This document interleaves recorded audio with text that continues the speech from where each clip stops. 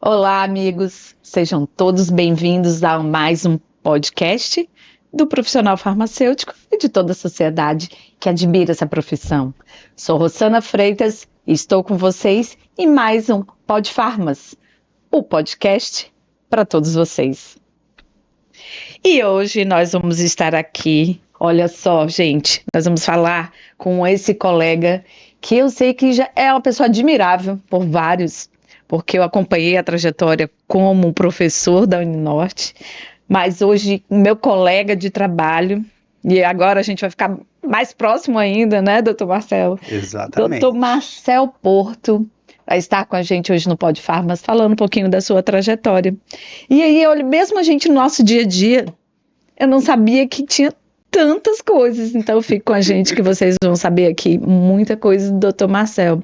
Dr. Marcel, seja muito bem-vindo ao nosso podcast. Esse podcast que é para o profissional farmacêutico, falar um pouquinho dessa profissão, falar um pouquinho, a profissão que é tão escondida, mas que todo mundo tem assim, essa admiração. O podcast veio num momento bom, gente, porque o que eu já escutei de coisas boas aqui, de tantos profissionais sentados nessa cadeira e contarem histórias, em que hoje, assim, mais apaixonada ainda pela profissão. Então, seja bem-vindo, doutor Marcel. O senhor é mais esse profissional que vai contar um pouquinho dessa sua trajetória linda. Seja bem-vindo. Muito obrigado, Rossana. Primeiramente, é um prazer estar aqui com você. Prazer todo meu. Contar um pouquinho da minha trajetória como farmacêutico, que é uma trajetória que ela é bem plural, assim, eu passei por várias áreas da farmácia e isso é uma das coisas que eu acho que me ajuda muito na questão da docência, por exemplo. Então, quando eu vou ministrar alguma disciplina, eu não só ministro ela de forma teórica, eu já vivenciei alguma parte daquilo ali, e isso faz toda a diferença. Isso é interessante também na área da farmácia, que você tem muitas áreas para você trabalhar. Então você não precisa falar assim, vou ser farmacêutico, eu vou trabalhar em tal lugar. Não, eu tenho várias possibilidades. Se eu não gostar de uma área, eu tenho outra área. Então é muito maravilhoso isso na farmácia. E aí vamos aproveitar então que você já passou por essa trajetória em vários caminhos, né? E a sua formação foi pela USP. Exato. E aí depois você teve outras atuações. Fala um pouquinho disso, como começou essa sua caminhada nessa paixão pela farmácia? Foi sua primeira opção? Tinha outras? Tem uma história aí. Tem uma historinha lá atrás. Porque quando eu terminei o ensino médio, eu fui fazer um curso de programação de computadores. Como assim? Nada a ver com farmácia, né? Se não sabia o que fazer da vida, fez esse curso de programação de computadores. Aí depois eu fui para fazer faculdade. Logo que eu fazia programação, então eu fui fazer da área de computação. Você iniciou lá na Isso, eu sua morava cidade. Em São Paulo lá. Olha eu morava aí, em São Paulo. Eu sou natural de São Paulo, né? Eu tô aqui no Acre desde... Acreano de coração, já. Metade de 2018, que eu já tô aqui. Parece que foi ontem. E aí, quando eu fui fazer o curso lá a primeira opção na faculdade, eu fui para fazer o curso de ciência da computação. Aí eu fiz o curso da ciência da computação, eu me matriculei no curso. Na verdade, eu nem fui para o curso de ciência da computação. Eu cheguei lá e eu não consegui passar no de ciência da computação, mas tinha segunda opção era matemática aplicada e computacional. Meu Deus. Então, era uma loucura, porque era matemática bruta. E é isso que você queria? Não, eu achava que eu queria trabalhar com computador. Mas essa parte de matemática não era assim tão desenrolado. Tanto que chegou no meio do curso, eu falei assim, no meio do ano, né? O primeiro ano, entrei lá no primeiro ano, chegou no meio do ano, eu falei assim, não, eu não vou sair nunca desse curso. Chegou no segundo semestre, tinha uma disciplina lá que era só conta com letra. Aí eu falei, não sei pra onde vai isso. Aí eu peguei e falei, vou ver aqui que outras profissões eu tenho afinidade.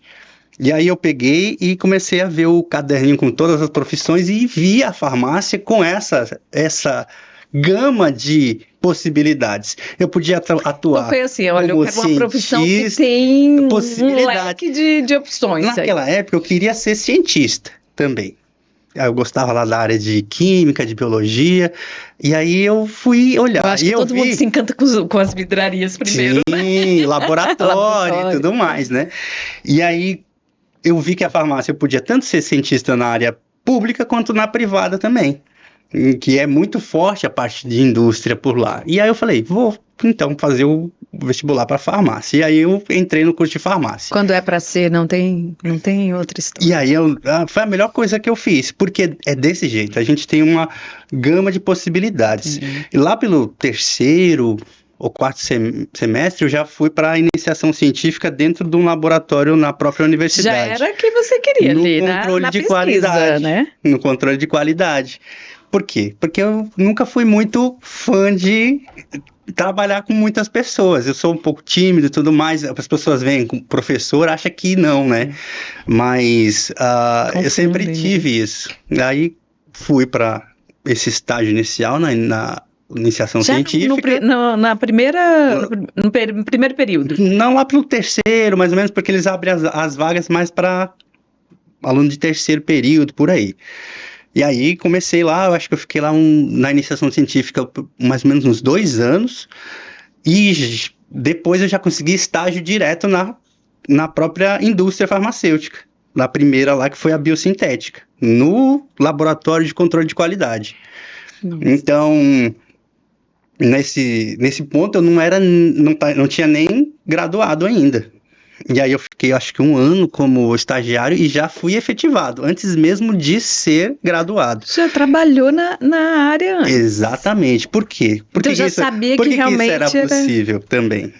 Porque lá dentro da indústria, você não precisa ter o diploma de farmacêutico, por exemplo, para trabalhar em determinados cargos, como no laboratório. A gente trabalhava lá, tinha químico, tinha engenheiro, tinha biólogo, dependia das áreas ali. Então, que maravilha, que experiência. É interessante. Sim. E assim foi. E aí se encantou pela parte da indústria. Sim. Farmacotécnica era o que definia. Sim, adorava trabalhar no laboratório. Sim. Era eu, minhas amostras ali, os balões e os equipamentos, era o meu mundo favorito, entendeu? Nossa.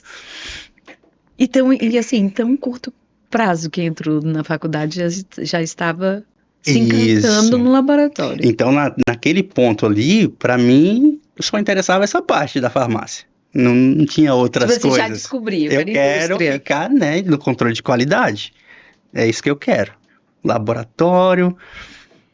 E assim foi. E antes mesmo de eu me formar, eu já mudei para outra indústria, que foi a Libs Farmacêutica. Acho que faltava ainda uns 2 anos para me formar, e aí eu mudei de Seu foco inicial foi totalmente indústria. Com certeza.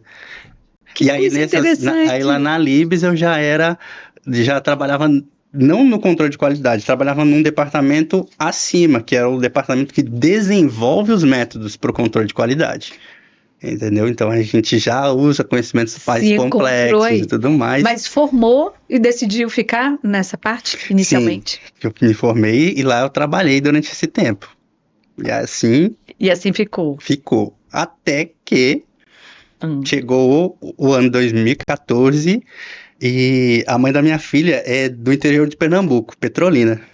Aí a gente conversando, a minha filha tinha 1 ano nessa época, e aí a gente falou assim, vamos nos mudar lá para Petrolina. Mais oportunidades. Era diferente a oportunidade. Mas aí você saiu da indústria. Eu estava na indústria. Lá em Petrolina não ia ter indústria. Sim. Lá, na verdade, a gente saiu com o objetivo de fazer o quê? Abrir uma farmácia. Abrir uma farmácia, um empreendimento. Olha essa veia empreendedora, como é que foi? Loucura, porque assim, como você viu... Foi mais difícil que o laboratório ou ser empreendedor? Não, com certeza, porque assim, com certeza empreender é mais difícil. Muito porque mais. Você está vendo, minha história até aqui era laboratório e mais nada. Então, o que eu sabia de farmácia? Eu nunca nem tinha trabalhado em farmácia, ainda mais ser o dono da farmácia. Mas assim, vou empreender. Isso foi mais uma ideia da mãe da minha filha, entendeu?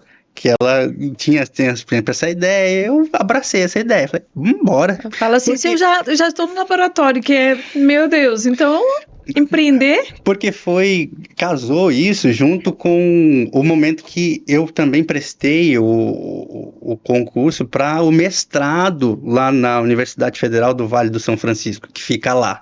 Então eu ia abrir a farmácia e fazer o mestrado em conjunto. Isso aí estava perfeito. Entendeu? Teu olhar ali e falou assim, bem, eu vou ganhar dinheiro, sou um profissional que vou poder orientar e fazer o mestrado. E eu tinha uma ideia de, vou fazer o mestrado e, quem sabe no futuro, me tornar professor da universidade. Essa era a ideia. Já tinha esse lado de querer ser professor. Sim. Eu sempre gostei de ensinar. E eu acho que quem ensina tem que ter uma característica que é importante, que é a paciência. E não é para todos, né? Não, porque você tem que ter ensino é o encanto. É o encanto a mais da profissão, eu concordo. Com certeza. Tenho que concordar. E aí, o que foi ser empreendedor? Doideira. Não quer mais saber disso. Não é nem querer saber, porque assim, naquele momento eu empreendi sem conhecimento nenhum.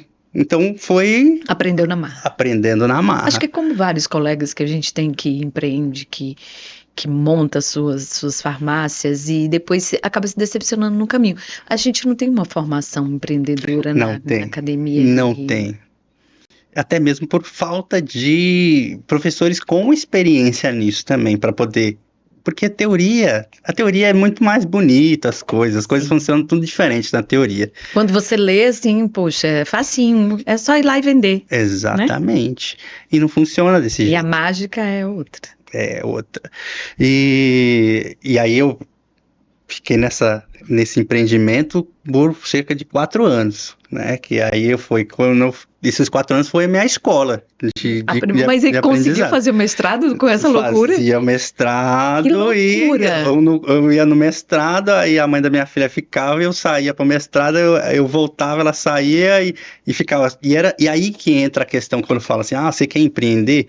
Eu falo, o negócio de farmácia, comércio, a parte comercial, eu acho que é um negócio ótimo, financeiramente falando. Tanto que se não fosse, a gente não ia ter tantos por aí. Sim. Né? Só que exige um preparo, exige um investimento adequado. Porque se você tem uma farmácia que é pequena, você não tem um rol de medicamentos suficiente, de produtos suficientes para fazer giro suficiente, por exemplo. E aí você não consegue ter faturamento suficiente. Então, esse planejamento Até para comprar você tem que ter um conhecimento. Sim, o primeiro representante que apareceu lá para me vender, tudo. Rapaz, eu acho que ele me vendeu tudo que ele estava encalhado lá e me empurrou assim, ó. Era o catálogo que falou, manda tudo.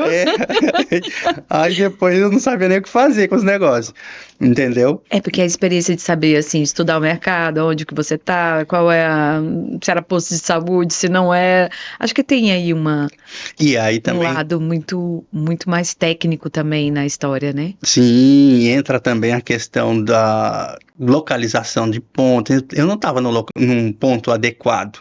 E no início eu não percebi isso. Mas com o tempo depois você começa a refletir e aprender. E esse então, por isso que a experiência trouxe o quê pro Dr. Marcel? Cabelos brancos. Muita dor de cabeça. Dor de cabeça, exatamente.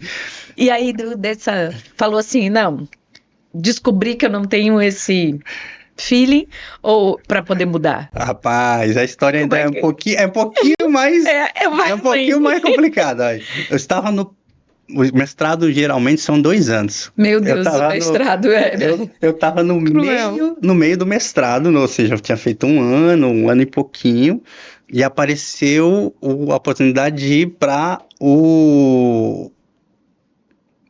outro estado? Não, apareceu a oportunidade para a gente ir para residência multiprofissional em intensivismo. Eu já ia me perguntar sobre isso também agora, que é outra experiência aí que entra. Aí começou a sua vida no ambiente hospitalar. Exatamente. Saímos então da farmácia comunitária, da indústria para o hospital. Começou com a residência. Não só no hospital, né? Exatamente na UTI, onde tem os pacientes mais graves. Gente, eu te falo uma coisa, assim, aqui eu compartilho com você. Se eu tivesse que escolher um ramo e falasse assim, onde você escolheria ficar até você aposentar, seria dentro da UTI.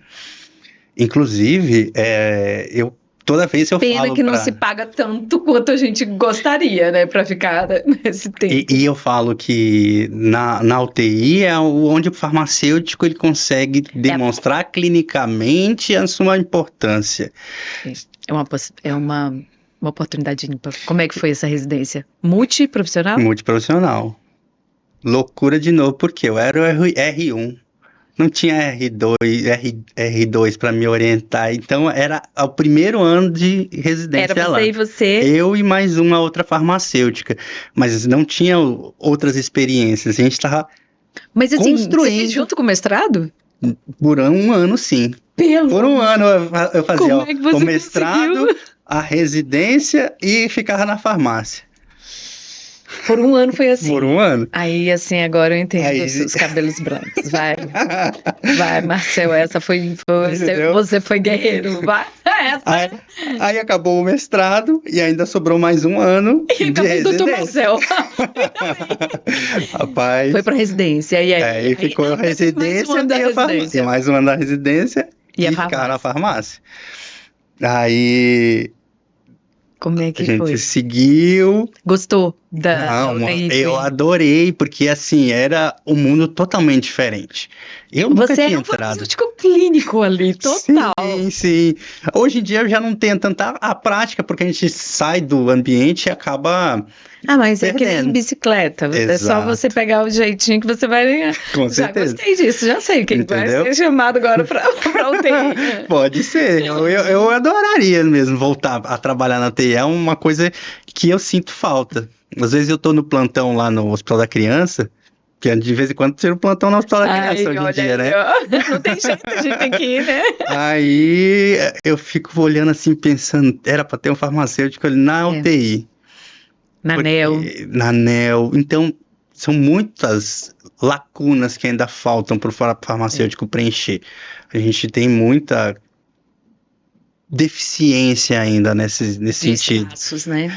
E aí entra a questão do farmacêutico conseguir saber se vender também. Sim. Porque o administrador, em geral, ele vê o farmacêutico como um profissional que ele só existe mesmo porque é obrigado. Porque está na legislação. É um gasto. Porque na cabeça dele, ele podia colocar qualquer pessoa para ficar entregando os remédios. Porque muito administrador pensa nisso. Sim. Que ele é só entregar a caixinha e acabou. Até que aconteça um problema com o medicamento. Aí, cadê o farmacêutico? Ou então a culpa é dele. Então, a culpa Alguém é dele. vai ter que explicar. O farmacêutico tem que saber. É uma oportunidade, assim, são campos de atuação diferentes que você já, em tão pouco tempo, conseguiu passar, que desde a indústria, a pesquisa, a controle de qualidade, a farmácia comunitária, que nós chamamos, que é o balcão, a um hospital. E aí, assim, para quem gosta do laboratório, o hospital UTI é um outro lugar que a gente se sente mais fechadinho, né? Que aí lá você não vê dia, tarde, é um noite. Lugar mais calmo. E você se identificou com isso? Também. Como era na indústria? Sim, eu gostava. Assim, estou no meu ambiente aqui. Eu gostava de trabalhar na UTI exatamente por isso. E aí, lá como era um hospital universitário, a gente via também uma grande abertura dos outros profissionais em receber as nossas intervenções. Então, era aprendizado. Né? Exato, e aí a resposta do corpo sempre é, do corpo de colega, sempre é em relação a... traz um artigo para justificar alguma coisa. Então, não é assim, eu quero que seja isso, do jeito que eu quero e pronto. Como a gente às vezes tem costume de receber, né, prescrição errada, você fala que está errado e... Se baseia com algum... Nenhuma justificativa científica. Técnica, sim. Porque se... E aí eu falo, para você conseguir conversar de igual para igual com o prescritor ou com qualquer outro profissional que está ali dentro, você tem que estar tecnicamente preparado. Não adianta você achar que vai chegar lá e dar uma ideia do nada. Você falou um ponto assim essencial, fonte de pesquisa, né? E hoje em dia a gente... Como é que você vê isso? Assim, parece que os profissionais, eles até solicitam essas informações, mas se essas informações não forem robustas, nós estamos perdendo espaço. Isso. E aí é com esse nosso diferencial, quando a gente está no meio de uma equipe multidisciplinar, dentro de uma UTI, seja dentro de um hospital. Informações. Hoje, com o teu olhar, assim, já nessa, você também já atuou até no hospital veterinário da UFAC. Não foi? Conta porque pra gente.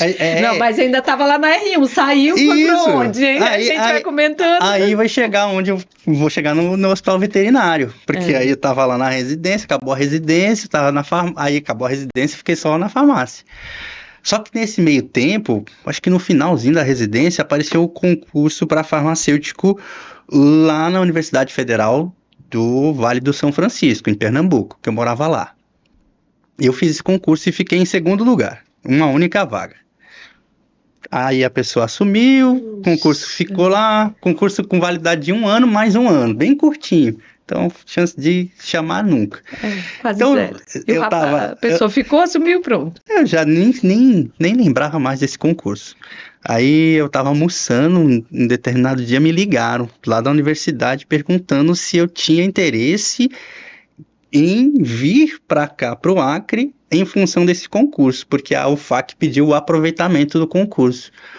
Era um concurso válido e eles queriam também o farmacêutico, era o mesmo cargo. Ela era Universidade Federal. Universidade Federal. Federal. Podia. Aí, na época ainda podia, parece que depois, parece que não pode mais fazer esse aproveitamento. Aí eles pediram aproveitamento e eu falei assim, o Acre. Eu falei, onde é o Acre? Deixa eu dar uma olhada para ver se o Acre existe. Foi mais ou menos isso. Eu voltei lá pro computador e comecei a procurar o que era, como era o FAC, onde ficava. e eu fiquei, porque eu não sabia para que curso que eu ia ser chamado. Se eles não falavam que era hospital veterinário, se era para... Eu vi que não tinha farmácia e vi que não tinha hospital. Mas era para assumir algo... O cargo de farmacêutico, para farmacêutico da Universidade Federal, isso. Essa é a designação do cargo. Aí eu falei, e agora? Aí conversei lá, eu ainda era casado com a mãe da minha filha, conversei com ela e ela falou, vamos ver, né? Conversei com a minha chefe, eu trabalhava num hospital privado nessa época também. Já tinha fechado a farmácia? Não tinha. Meu Deus, não. Eu tava na farmácia, estava no hospital privado. E a residência? Não, a residência tinha acabado. Só que a chefe do hospital, ela era farmacêutica, então a gente tinha uma conversa muito boa, assim, e ela dava muita importância para a farmácia. Era uma maravilha. Então era um ótimo lugar para trabalhar, assim, na farmácia. E aí eu conversei com ela a respeito tem esse concurso aqui no Acre e tudo mais. Eu tinha, acho que 1 ano que estava lá no hospital só. Aí ela falou assim, é uma oportunidade, eu já estive lá e é um lugar bom. E aí ela falou, se você for e não se adaptar, tá com as portas abertas. Então, falei assim... Você foi com aquela garantia de que poderia... E eu fui assim, vou tentar, né? Eu não sou obrigado a ficar lá para sempre, se não gostar. E também, se eu gostar, vai ser bom. Qual a impressão que você tinha de vir pro Acre? Eu não tinha nem ideia. Você não chegava a pensar que tinha dinossauro, como fala o pessoal, né? Não, mas quando eu procurei uns vídeos... Olha lá. Procurei uns vídeos... Não, mas quando eu procurei uns vídeos para saber o que tinha no Acre, apareceu um pessoal dizendo que eu tinha sempre falo, eu repeti, como um taxista falou para mim uma vez, assim, até para alguns colegas que estavam aqui de São Paulo. Aí falaram assim, o Acre é que nem um oásis, difícil de chegar, mas impossível de esquecer. Você não sai mais. É verdade. E aí eu aceitou. Aí eu falei, doutor Marcelo. Aí eu falei, vou pra lá. Aí cheguei aqui, aí eu fui pro hospital veterinário da UFAC.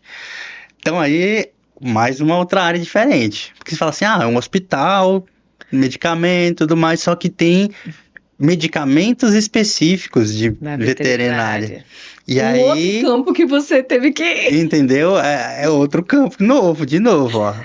Coisa nova. Vamos lá, vamos receber informações. Nós somos Exato. Assim. E aí, como já tinha o mestrado, já tinha feito a residência, já tinha algumas outras experiências. Isso ajudou muito, né? eu já cheguei aqui, quando eu vim, falei, vou vir para o Acre, eu já vim também de olho nas universidades que teriam possibilidade de eu dar aula também. Então já vim de olho. Sim, o Acre tem muitas possibilidades. E aí eu comecei inicialmente lá na antiga FAMETA, Unimeta, né? Sim. Que hoje é Estácio. Fiquei lá por um semestre. Isso era 2019. Eu acho que eu te conheci lá ainda, na época que ainda era FAMETA. Isso, acho que foi em algum evento do conselho ainda, né? Não tem como a Rosana não falar do conselho, né? É verdade, exatamente. Foi um evento do conselho, foi quando eu conheci o Dr. Marcelo lá. E aí, fiquei por um semestre lá e depois fui para a Uninorte. Que virou a sua casa. Que virou minha casa. Eu adoro lá. Até hoje. É uma das coisas que eu mais gosto de fazer é dar aula. Então, é lecionar. É muito interessante. Porque não tem nada mais valioso do que você compartilhar o conhecimento. Não, e você, assim, tem um conhecimento vasto em várias áreas de atuação. E como é que foi a parte da veterinária? Essa parte hospitalar? O que você... Olha... Você achou que é um campo ainda a ser... A área de farmácia veterinária é um campo totalmente inexplorado. Sim. Pelo farmacêutico. E a gente tem, porque assim, a gente tem lá a farmácia humana. A manipulação dos produtos são diferentes, né? Na verdade, a gente vai ter de diferente alguns princípios ativos e alguns processos, porque a gente vai ter forma farmacêutica diferente para aplicar em animal diferente, entendeu? Por exemplo, tem medicamento que você faz uma pastinha que você passa, por exemplo, na pata do animal para ele poder lamber e tomar o medicamento, em vez de não vai dar um comprimido para ele, entendeu? Sim, uma colega, não lembro quem, mas me procurou para montar justamente uma farmácia de manipulação veterinária local, mas parece que o campo ainda não foi como ela gostaria. Ela fez até uma pesquisa pelo Sebrae, se eu não me engano, vou recordar, a colega, era bom trazer aqui também, e aqui ainda não foi ainda não despontou, mas ainda na torcida, porque já tem um campo para isso. Sim, hoje acho que na cidade a gente só tem uma farmácia de manipulação de medicamento veterinário, especializado em veterinário. Né? Exato. E eu acredito que já está assim. E aí entra um desafio legislativo nessa questão. Porque a área de veterinária, em geral, ela é fiscalizada pelo MAPA e CRMV. E aí, quando a gente entra com a farmácia, a gente pensa em farmácia, a gente tem Anvisa e CRF. E aí a farmácia veterinária ficou nessa questão. Quem que é o responsável técnico? Farmacêutico ou veterinário? O veterinário entende de medicamento de animal, mas não entende nada de farmacotécnica. Aí o farmacêutico, ele tem a formação de farmacotécnica, de manipulação, mas de veterinário ele não tem aquele conhecimento porque quando você pega a veterinária... uma semiologia aplicada a tal, né? Porque, Rosana, eu falo com meus colegas veterinários que eles são guerreiros, porque a gente estuda a fisiologia de humano, e humano é tudo igual. Agora eles têm que estudar a fisiologia de cachorro, gato, pássaro, cobra, e aí você fala, mas eu estudei só de cachorro. Só que aí, só no cachorro você já varia. De uma raça para outra, a fisiologia já muda. Animal você pode dar uma coisa, o outro não pode. E aí as doses são tudo calculadas igual de... abraço aos veterinários aí que fazem um milagre. Dose é tudo por peso. Aí a farmácia veterinária ela se assemelha bastante à farmácia da neonatologia, que a gente tem que calcular todas as doses baseadas no peso. Todas, né? Exato. Sim, eu conversando com essa colega que queria montar, ela justamente falava isso, que é o quanto era interessante isso e quanto que era específico. E que o Estado na época não comportava, ainda bem que hoje ainda já tem, então quem sabe ela não já tem um... E o que foi para você essa questão, você pegou um pouquinho dessa veterinária, pegou na residência, o farmacêutico hospitalar, você acha que hoje ele está reconhecido, você acha que ainda tem espaço? Espaço tem demais. assim, e é uma lacuna gigante. E é como a gente já comentou lá atrás, falta o administrador ver valor no farmacêutico. E aí eu falo que isso acontece tanto no privado quanto no setor público. E eu vejo que no setor privado, o farmacêutico ele tem mais, vamos dizer assim, ele tem mais possibilidade ainda de conseguir esse alcance, exatamente porque o privado ele quer lucro. E o farmacêutico ele está trabalhando com os insumos, que são os insumos que retornam É porque a nossa essência é uso racional. O uso racional já traz uma economia. Mas aí que tá. É uma possibilidade no privado muito maior de se provar essa economia do que no público, mas não é só a questão da economia, porque quando a gente fala uso racional, geralmente a gente pensa em só cortar o uso, diminuir, aí quem olha de fora, e o cara quer... amplo a questão uso racional. Isso. Né? Desde a cautela com o uso até os custos. Exato. E aí, por exemplo, quando eu trabalhava nesse hospital privado lá, a gente tinha um medicamento que é enoxaparina, que era vendida para os convênios, paga pelos convênios, de uma determinada marca era um valor e a marca referência é outro valor. Só que para adquirir essa referência também era mais cara. Só que a diferença entre... Cobrava dos planos de forma diferenciada também. Isso, diferenciada. E essa diferença entre o preço de compra e o preço de venda era muito mais vantajoso eu comprar o referência, que ia ser preferido do prescritor, inclusive, e eu ia conseguir faturar melhor, porque o plano ele não ia reclamar, porque ele está pagando o que foi prescrito. Pronto, porque a gente tem uma tabela de preços regulamentados e tudo mais. Então a gente só com esse único item, que era o Clexane na época, a gente conseguia, fazendo essa mudança, conseguia ter um aumento no faturamento anual do hospital lá em 2018 de R$300 mil. Nossa, naquele tempo. Entendeu? Então você pensa assim, eu tenho lá mais de 1.000 itens que eu posso fazer isso.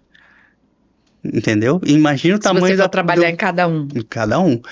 E aí eu demonstro para o administrador que se eu tiver mais farmacêuticos para fazer isso aqui, eu consigo ter retorno. Porque um farmacêutico só não consegue fazer tudo. E é isso que muito hospital quer que aconteça. E aí a ideia, a gente tem que entender que o profissional é equipe multi. Ele vai conseguir provar muito mais. Exato. Foi a residência que você teve. Aí você veio para atuação na gestão pública... Saindo disso tudo. É verdade, eu tava lá bem quietinho lá no hospital veterinário e aí surgiu os concursos da Cesacre, né? Aí eu fiquei assim, não, concurso da Cesacre, não, tô sossegado. Tô sossegado aqui e tal. Aí tinha uma colega lá que trabalha no raio-x lá do hospital veterinário, que ela também é técnica de enfermagem na Cesacre. E aí ela falou, não, faz, tá, vê como é que tá. Aí eu falei, vou fazer então. Vamos ver que irá. Foi de que ano que você entrou? Isso vai fazer 3 anos agora que eu assumi. Já, né? 3 anos. E aí eu fiz o concurso e fui o primeiro colocado, né, do concurso, né? Entrou lá já com... Ainda assim, sendo o primeiro colocado, eu fiquei pensando, será que eu assumo? Jura que você chegou a pensar nisso? Pensei muito. Falei assim... Qual era a sua impressão da gestão pública? Não, porque assim, a questão era, lá eu tava tranquilo, ia lá, era 40 horas, eu não tinha horário. Você veio com a família? Já estava toda aqui? Já. Não, nessa época do concurso da Cesacre, eu já tinha eu me separei logo depois de 1 ano que eu cheguei aqui. E aí a minha filha e a mãe dela voltaram lá para Petrolina e elas moram lá até hoje. Então nessa época eu estava solteiro. Você estava aqui já dedicando ao concurso. Ao concurso. E aí eu fiz esse concurso e eu fiquei pensando, tá, eu não tenho horário, eu vou ter que pedir redução de carga horária na UFAC para poder assumir lá. Aí eu faz conta e tal, falei assim, não sei se está compensando, né? Aqui, somos aqui, vamos lá, vai dar certo. Aí essa colega que trabalha na radiologia e é técnica de enfermagem na Cesacre, ela falou, não, vai, e E aí eu falei, aí eu tinha umas férias, um tempo lá de serviço eleitoral, juntei tudo, eu falei assim, isso aqui dá uns 2 meses aqui, eu vou assumir o concurso e ver o que dá. E aí, assim que eu assumi o concurso, eu fui lotado lá no PS. Boa entrada. Foi o primeiro lugar também que eu trabalhei. E aí a gente já começou a organizar lá algumas coisas no PS e tudo mais. Importante. E aí foi o contato que eu tive com o serviço público aqui no estado, né? Então foi dentro de um hospital de urgência e emergência. De novo dentro do hospital. E a gente tinha várias ideias de implantar o serviço farmacêutico, ampliar, porque lá Mas na já época... estava dando aula também, então... Já, sempre dando aula. Que estava lá na CESAC, estava dando aula. Isso. Uma grande experiência agora no estado para você compor aí com a questão da docência. E aí a experiência no ERB? No ERB foi interessante, mas o ERB durou 15 dias. Por quê? Porque logo eu recebi uma relotação lá para o componente estratégico. E nós Na verdade, você. não especificamente do componente estratégico, foi mais para a parte do HIV, para o DAF. Eu fiquei responsável pela parte do componente estratégico, que é responsável pelo hepatites e HIV, inicialmente. Só é para esses dois agravos, né? E aí, mais uma vez, nunca tinha trabalhado com... Mas, de novo, aprender do zero as coisas. Gente, é com consensos, né? É protocolos. Protocolos. E assim, é uma parte do estratégico. Isso. Já começou com eles. Isso. E já HIV e hepatites. Acho que foi na época ainda era a doutora Bruna também, né? Eu entrei porque a Bruna saiu, porque ela passou no concurso e foi lotada para Manoel Urbano. Verdade. E aí ficou vago lá, essa vaga, entendeu? Aí foi quando você foi para assumir. Isso, aí eu fui para pegar parte de HIV e hepatite juntamente com a Joquebed. Aí a doutora Joque aí, a próxima do nosso podcast. Pois é. Então... A gente ficou, e aí eu aprendendo tudo, do zero também. Nunca tinha trabalhado com esses medicamentos. Mais informações. Mais experiência, Mais experiência, é isso aí. Estudando. Então, assim, uma das coisas interessantes é isso, porque assim, apesar de você falar desse acúmulo de...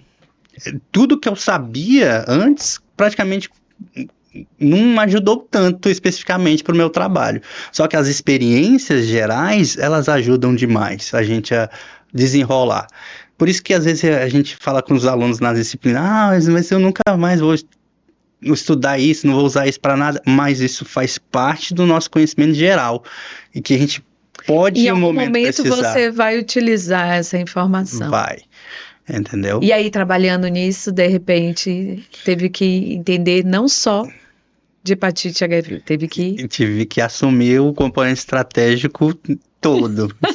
Como é que é trabalhar no componente estratégico, doutor Marcel? Assim, eu acho que todo mundo fica pensando assim, até falar em siglas, o DAF, o Departamento de Assistência Farmacêutica, nós temos alguns componentes dentro, e um deles, que é o estratégico, atenção básica, hoje está sob sua grande responsabilidade. Como é que é trabalhar nesse componente? O que é esse componente à frente? A necessidade que os colegas têm de informação sobre esse componente é muito importante. Olha, quando a gente fala da assistência farmacêutica, eu via assistência farmacêutica lá quando eu estudava lá. Depois aquele eu nunca, ciclo, né? Nunca o ciclo mais da assistência farmacêutica todo mundo estudou. Nunca mais mexi com esse negócio. Aí quando eu caí aqui na CESAC, aí eu comecei a vivenciar isso e perceber as possibilidades e a necessidade de se trabalhar. E aí quando a gente tem lá a divisão da assistência farmacêutica no componente estratégico, por exemplo, eu costumo dizer que o próprio nome ele já te explica parte do negócio estratégico. Por quê? Porque os agravos que a gente trabalha são de cunho importante, estratégico. Quando você vai fazer alguma coisa estratégica, é porque ela é importante, porque ela é fundamental. A saúde pública precisa desse olhar estratégico. Exato, e aí a gente percebe que, além disso, os agravos que são tratados pelo componente estratégico, a gente tem a questão que são agravos que atingem populações muito vulneráveis em geral. E essas populações, às vezes, não tem ninguém para assistir por elas. E a gente da assistência farmacêutica tem esse papel. Então, eu costumo dizer para os meus estudantes, inclusive, porque, assim, às vezes a gente está lá trabalhando num almoxarifado, por exemplo, né? Eu tô aqui só dispensando os medicamentos aqui, mando lá para o município, e aí você às vezes esquece que aquele seu trabalho está impactando na vida de uma pessoa. Consideravelmente. No momento do ciclo da assistência farmacêutica que você falta aquele medicamento, a pessoa que está lá na ponta e que não recebeu, ela não teve o tratamento. Ela ficou desassistida. Imagine se fosse a sua mãe, seu pai ou uma pessoa querida. E aí uma grande responsabilidade de cada um de nós. A gente tem que ter isso sempre em mente, pensando que tudo que a gente está fazendo para alguém. Porque às vezes a gente entra no automático ali e só fala assim, não tem, pronto, deixa e às vezes uma hora chega, vai. Às vezes não se empenha tanto para tentar resolver o problema. Fala assim, o que eu posso fazer? Mas às vezes a gente sempre pode fazer alguma coisa a mais, né? E esses agravos, assim, pessoal, quais são os que de mais impacto dentro do estratégico? Então, a gente entrou lá no estratégico com HIV e hepatite, que já são 2 agravos bastante importantes, né? E aí, quando a gente abraça o componente estratégico como um todo, entra já tuberculose, hanseníase, toxoplasmose. Toxoplasmose aqui no estado, ela tem muito, assim, significativo. Às vezes a gente não tem nem noção. E a toxoplasmose é uma doença que, quando acomete a gestante, ela pode trazer graves sequelas para a criança. E que podem ser tratados de forma barata, fácil, se esse tratamento chegar a tempo. E aí a gente percebe, assim, o quanto que a gente pode trazer uma economia para o sistema de saúde trabalhando na prevenção também. Sim. E, assim, essa distribuição do estratégico, ela é diretamente aos municípios. Isso. O componente estratégico, ele tem uma característica de que é o financiamento federal. Então, o governo federal, ele disponibiliza diretamente com medicamentos. Ele adquire os medicamentos e vai distribuir para o estado, que, por sua vez, faz a distribuição para os municípios, que são responsáveis por fazer as ações de atenção primária e atender os pacientes lá na ponta. Então, essa é a logística que acontece dentro do estratégico. E fazer esse levantamento geral, como é que é isso? É complicado, porque, assim, a gente está aqui e Sim, depende... porque imagina, você é responsável nessa distribuição no estado todo. Exato. Aí eu dependo dos colegas farmacêuticos e às vezes nem farmacêuticos, que são os que têm informações sobre cada um desses agravos. Aí eu tenho que saber qual que é o número da população atingida, quais são os medicamentos que essa população... Aí a gente vai para os dados epidemiológicos importantíssimos aí para a gente estar... Fundamentais para a programação. E aí a gente tem que receber isso, repassar para o Ministério da Saúde para ele fazer a programação, para no ano seguinte fazer os envios para a gente. Qualquer probleminha nesse levantamento vai causar danos irreversíveis. Ou como é que é? Você consegue ter essa articulação? Consegue, mas assim, é problemático, porque assim, por exemplo, a gente tem uma programação e por algum problema a gente teve um aumento da demanda, e aí eu posso fazer uma solicitação extra? Posso. Sim. Mas nem sempre eles conseguem atender, porque vai depender. A demanda está no país todo. No país todo. Pode ser que aquele medicamento ele também está com um estoque apertado ali. E a gente ainda tem um agravo que é a logística. Tudo para chegar aqui é caro, é demorado. Então, isso dificulta.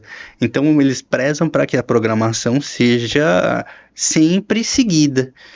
Da mesma forma, eu não posso pensar assim, igual o enfermeiro faz no hospital, né? Eu vou pedir um monte, fazer o meu estoque. Vou deixar um estoquezinho aqui reservado. Fazer o meu estoque aqui Nossa particular. dificuldade Vai dos que estoques, falta, né? Eles falam isso, vai que falta.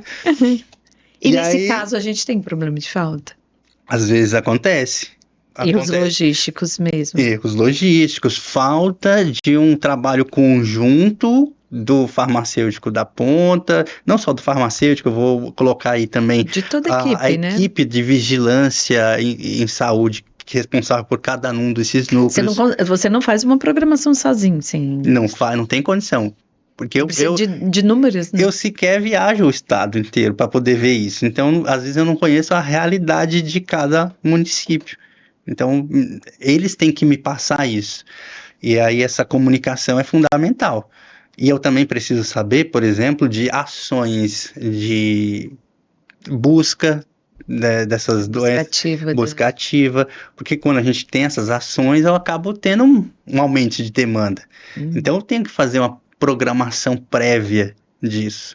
Então, a partir do momento que você faz a busca ativa, você já sabe que vai ser o aumento vai acontecer. Vir exponencial mesmo. Então, há muito trabalho a se ganhar ainda com o componente estratégico.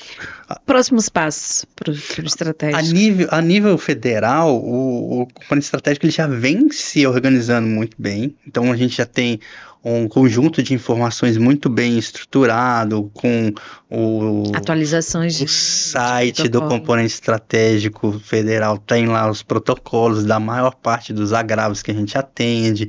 Então já não tem justificativas para a gente não seguir esses protocolos corretamente, ter um desconhecimento. Desconhecimento dos protocolos? Tem, porque nós estamos com uma ampla divulgação desses protocolos no país. O que acontece? A gente sempre tem uma questão de subdimensionamento de equipes, sobrecarga de trabalho. Então a equipe muitas vezes não tem tempo de estudar, e como o componente estratégico fala de agravos específicos, o profissional da ponta, às vezes ele tá preocupado com as doenças mais comuns.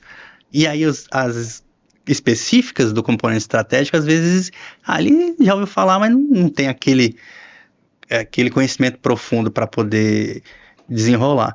E às vezes ele não sabe que a informação está tão fácil de até a prescrição ali tem feito. Exato. É nesses casos que nós temos as prescrições hoje dos enfermeiros? A gente tem no componente estratégico, a gente tem que acaba que vem, né? A gente tona sempre. E prescrição de enfermeiro utilizado para casos de protocolos pré-estabelecidos. Sim. E os estratégicos são esses casos. São, mas nem todos os estratégicos a gente tem essa possibilidade. Né? Depende do medicamento. A gente já tem HIV, que enfermeiro e farmacêutico também já podem prescrever. Sim. E apesar disso, é muito raro a gente ainda ver os farmacêuticos. Mas é um campo aí para os colegas estarem trabalhando de atenção. Sempre é um campo, mas é que o que eu percebo é que é dificultoso, porque assim, é um farmacêutico para tudo. Aí ele vai pegar mais uma coisa, dificilmente, a não ser que seja um farmacêutico que queira bastante trabalhar na área clínica. Só com isso. Isso. E às vezes estão entender que é só isso. E isso vai ser importante. Isso é importante. Exatamente.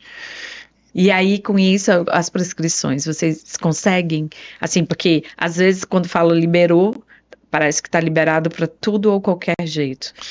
Nós estamos preparados para essa demanda já? Veja bem, quando a gente fala dessas questões das prescrições de enfermeiros, a gente tem que entender que é protocolo e que essas prescrições são atendidas no âmbito ali daquele serviço de saúde. Então não é, às vezes faziam um alarde que parece que eles vão prescrever tudo e à vontade, mas não é. Então tem uma restrição. E nesse sentido, a gente do componente estratégico especificamente não atende a partir da prescrição. Então quem vai atender lá é o pessoal da ponta. Que entendeu? Consegue... É esses que deveriam ter essas informações. Exato, entendeu? Aí com isso, a gente sabe que que essa informação deveria chegar aos profissionais que estão lá, porque também nós somos esse sinônimo de informação à equipe. Isso. Nos enxergam assim na ponta? Eu percebo que o farmacêutico tem muito esse papel de formador, entendeu? Formador de equipes, De né? equipe, exatamente, de trazer a informação. Tanto que a gente tem um dos campos de atuação é o Centro de Informações de Medicamentos, né? Sim. Que a gente ainda não tem Ainda aqui não no tem, estado. mas um sim era importantíssimo. Era importantíssimo, você montar. entendeu?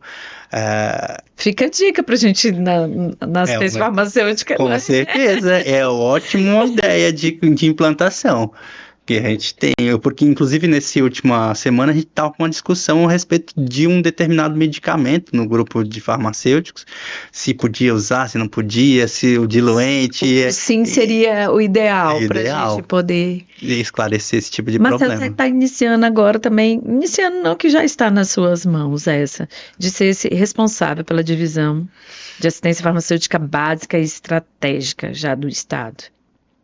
Porque agora nós somos diretoria, né? Nós temos esse orgulho de dizer e nós temos muito o que ainda a ser feito. Qual a sua expectativa aí, ou perspectiva futura para esse novo momento da assistência farmacêutica do Estado? Você que já está na gestão aí já há um tempinho, já conheceu esses lados, já consegue identificar o que nós temos pela frente? Rosana, eu vejo um grande mar azul para nossa frente, que é a hora do farmacêutico agora. Porque assim, é uma oportunidade que jamais a gente teve no estado de ter um serviço de assistência farmacêutica tão forte. E é importante que os farmacêuticos percebam o tamanho dessa oportunidade de demonstrar para a população, para os administradores, para o público em geral, o que é o farmacêutico. Porque a gente ainda tem muito aquela questão de falar assim, o farmacêutico ele não é valorizado. Mas ninguém vai vir lá de fora, o enfermeiro, o médico, o fisioterapeuta, não vai vir, valorizem o farmacêutico. Não vai vir. E quem tem que fazer isso é a gente, pela gente. Então, nesse sentido, essa é uma grandíssima oportunidade. E aí a gente tem que abraçar essa oportunidade e aproveitar de forma correta. Porque às vezes as oportunidades aparecem na nossa mão e a gente não sabe usar. E aí a oportunidade, como dizia um colega meu, é um cavalo selado. Ele passa uma vez. Vamos aproveitar o momento. Já foi. Então eu percebo que agora muito trabalho pela frente. A gente tem uma assistência farmacêutica que eu acho que ela ainda está muito deficiente e que precisa, né, voltar a se fortalecer, voltar a ser assistência farmacêutica, porque chegou um ponto que ela estava almoxarifado. E a gente não é o entregador de medicamento, a gente é farmacêutico, que é o profissional de saúde. A gente não é profissional de logística. A logística é uma das atuações do farmacêutico, mas não é o fim. Você acha que o Ministério da Saúde vai ajudar nessas questões agora? Eu estive no Ministério da Saúde no ano passado e percebi que eles estão muito empenhados em fortalecer a assistência farmacêutica. Então, a gente também aqui do Norte tem uma visão mais carinhosa também do Ministério da Saúde em geral. Então, a gente... porque nos outros estados, essa estrutura, ela está muito clara. Sim. E parece que a gente ainda está... Caminhando, gatinhando. Para se chegar a isso, essa visão, não é, do Ministério, pode nos ajudar agora. Sim.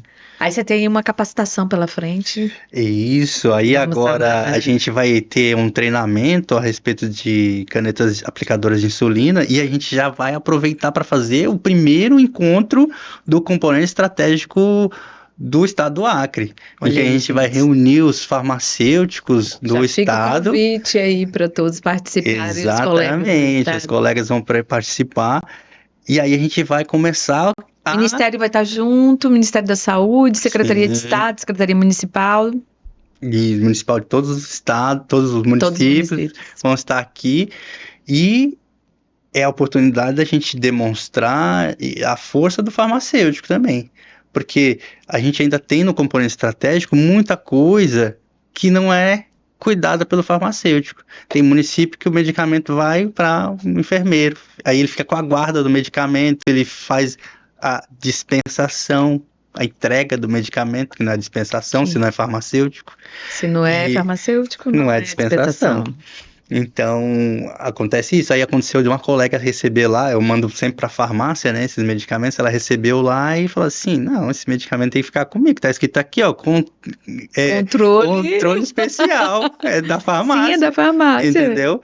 Então, o farmacêutico, ele também precisa reconhecer as responsabilidades dele e falar assim, não, isso aqui é meu. Porque às vezes é tanta coisa para fazer que aparece lá um enfermeiro que fala, não, deixa que eu faça, aí ele fala assim, ah, uma coisa a menos. Só que é uma coisa a menos em teoria, porque a responsabilidade continua sendo do farmacêutico. Continua sendo do porque profissional. quando der problema com o medicamento, é o farmacêutico. Ah, não era comigo. E por que não era com você se E aí a vai perguntar, mas por que você deixou lá e não estava com você? É mais ou menos isso mais com a ou gente menos quando isso. chega. Exatamente. Então não adianta querer fugir da responsabilidade. Não, a responsabilidade é única e está muito bem detalhada em todas as legislações, né? Marcelo, a gente tinha um monte de assunto aqui, principalmente falar você na docência, né? Para a gente fechar isso, o Marcel na gestão pública, o doutor Marcel na indústria, o doutor Marcel na pesquisa. A docência conseguiu fazer todas essas informações que você tem hoje, você consegue isso, passar, isso foi importante para a docência. O que é a docência para você hoje? Que eu sei que parece que a docência, ela tá ali com todos, mas a paixão ainda é a docência. A docência, ela me faz brilhar os olhos, eu digo, entendeu? Porque... Falou em docência, opa! Rosana, a gente tem uma grande responsabilidade como farmacêutico. Na formação desses colegas. E quando a gente é professor, a nossa responsabilidade vai além. Porque a gente acaba, queira ou não queira, se tornando referência para eles. Né? E aí, às vezes, olha que responsabilidade, né? Sim, e aí quando a gente às vezes fala um pouquinho da trajetória profissional, né? Ah, o professor passou no concurso, o professor trabalha na UFAC, e aí o pessoal olha e fala assim, e o que ele está falando é... Eu vou chegar aí também. Exatamente. E vão chegar. Exatamente. E é o maior presente do professor, é ver o aluno ultrapassar os nossos passos. Eu tenho muito orgulho dessa turma quando eu cheguei a dar aula, que hoje eu vejo, que são colegas meus hoje trabalhando comigo. Exatamente. Muito bom. Hoje mais cedo, uma professora lá da Uninorte, ela foi nossa aluna, já terminou o mestrado e agora está indo para fazer um doutorado. Então aí é muito bom a gente ver esse tipo de movimentação, de crescimento dos nossos alunos, dos nossos colegas, né? Então é o que mais traz satisfação no final das contas. Então, dentro de todas essas nossas áreas... A vitória deles é a nossa. Com certeza. É parecido com a vitória que um pai vê de um filho, né? Não tenho dúvida. Entendeu? É exatamente isso. E você ensina os primeiros passos, só que dali a pouco ele começa a caminhar por si só, né? Com seus próprios pés. E quando você vê que valeu a pena. Exato. Entendeu? Valeu a pena estar ali, né, com eles naquele momento, se debruçar, estudar e colocar. E aí, para essa turminha que você é essa referência como professor, como profissional, para esses estudantes e para todos os farmacêuticos que têm esse carinho por você, você sabe que tem muitos aí que já são, né, já são aqueles fãs do Dr. Marcel, que estão te ouvindo hoje no podcast. Vamos falar um pouquinho para eles, ó, a câmera deles, falar um pouquinho para cada um, até aqueles que não encontraram um caminho ainda, que ainda estão galgando esse caminho de referência de sucesso. Qual conselho você daria a cada um deles? Olha, Rosana, o que eu digo para cada um deles é que, assim como aconteceu comigo, a trajetória do farmacêutico é uma trajetória que tem vários caminhos. nenhum desses caminhos vai ser fácil, nenhum desses caminhos vai ser só maravilhas. A gente tem muito que trabalhar ainda. No entanto, a gente tem uma vantagem grande como farmacêutico, que é as várias possibilidades. Então, eu vou lá e trabalho em uma determinada área, vejo a minha afinidade, se eu gosto eu posso continuar, se eu não gosto eu posso tentar outra área. Então, você viu aí que das áreas farmacêuticas, eu só não acho que eu só não fui muito para a área de análises clínicas, porque nunca foi uma área que eu gostei. E se tiver mais informação também, né, para você? Então, se eu cair para eu fazer, eu não sei. Eu falo que eu não vou, mas de repente acaba indo. Sim. Entendeu? Então, eu percebo que esta é a grande possibilidade da farmácia. A grande variedade de possibilidades que ela nos permite. Então, o farmacêutico ele sempre vai ter algo que ele gosta de fazer para trabalhar como farmacêutico. E tem que se lembrar que você sempre vai ser farmacêutico, profissional de saúde, que é nosso trabalho. Independente se você trabalha na indústria, no hospital, na docência, sempre o nosso trabalho é para melhorar a vida de alguém. E a gente tem que sempre estar trabalhando com foco nisso. Importante saber disso a cada instante, não esquecer disso. Se tivesse que fazer uma mensagem, o que significa o farmacêutico para você hoje? Essa essência que nos deixou, ele hoje na sua vida, o ser farmacêutico. É até complicado eu falar assim, uma mensagem, porque assim, o farmacêutico, a essência do farmacêutico é um profissional que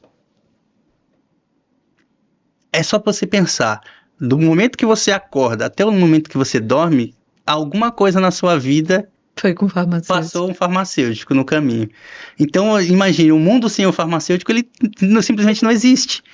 Eu costumo dizer assim, às vezes as pessoas falam assim, um prédio grande, um engenheiro construiu, imagine.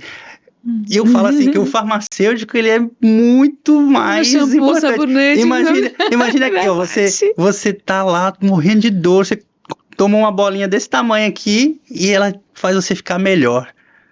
É mágico. Chega a ser mágico. Mas nós somos considerados bruxos, né? A gente é mágico. Então é uma profissão. É uma profissão muito linda. Então não dá para pensar. Não dá para pensar o mundo sem o farmacêutico.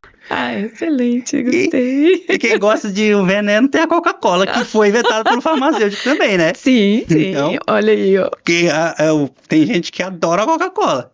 Então, um farmacêutico por trás. Farmacêutico por trás. Não fosse farmacêutico, não teria. A gente pode dizer que vários farmacêuticos de sucesso que nós temos, que aí daria nomes a eles, né? Com certeza. Gente, eu queria, assim, passar mais uma hora com o Dr. Marcel. Dr. Marcel, muito obrigada. Realmente sua trajetória é encantadora. A gente tá esperando agora o casamento também. Assim, com certeza. Fica a dica. Inclusive, ela te mandou um beijo, um abraço. Um grande abraço pra ela aqui. Aí, nós estamos na torcida, viu? A pressão existe aqui, somos nós. Com certeza. Eu vou chamar a Alessandra pra ser a madrinha. Olha isso, olha, já vou lá de madrinha, ela assim, meu compadre, eu torci por esse momento. Mas nós vamos chegar lá. Sua trajetória é linda, eu espero mesmo que esse paulista já de coração acriano fique. Com certeza. Né? Porque como uma boa acriana, já falo assim, eu gosto de ser rodeado de pessoas assim, do bem. E que você possa continuar trilhando essa carreira de informação absurda que você tem. E que eu tenho certeza que a gente grava os próximos podcasts, ele vai ter mais histórias para contar pra gente. E agradecer você já aceitar esse desafio que é a gente organizar hoje a diretoria de assistência de gestão farmacêutica, insumos estratégicos, em que o Dr. Marcel faz parte, e eu tenho certeza que vai realizar um grande trabalho para todos nós. Então, o podcast, o nosso Pod Farmas, só tem a agradecer a sua presença e compartilhar essa sua trajetória linda com todos nós. Eu que agradeço imensamente essa oportunidade, Rossana, e não só a oportunidade de estar aqui no podcast, como a oportunidade de poder trabalhar com você cada vez mais perto, que você sempre foi uma profissional, tudo uma profissional que eu sempre admirei muito e que é uma referência para todos os farmacêuticos do estado e para mim também é. É pela idade, gente, já. Não é pela idade, ela é pela competência. Obrigada. Então, é um imenso prazer poder estar com você aqui e daqui para frente na caminhada nessa nova diretoria que vai ser abençoado por divisor de águas na assistência farmacêutica do estado do Acre. Para todos nós, eu tenho que te agradecer. E ficamos aí, olha aí, para você que quer o nosso podcast, o podcast do farmacêutico, o podcast para valorizar os farmacêuticos, e só temos aí, já fique de olho no próximo. Tem boas informações aí. Boa noite a todos para mais um podcast Pod Farmas com vocês. Obrigada.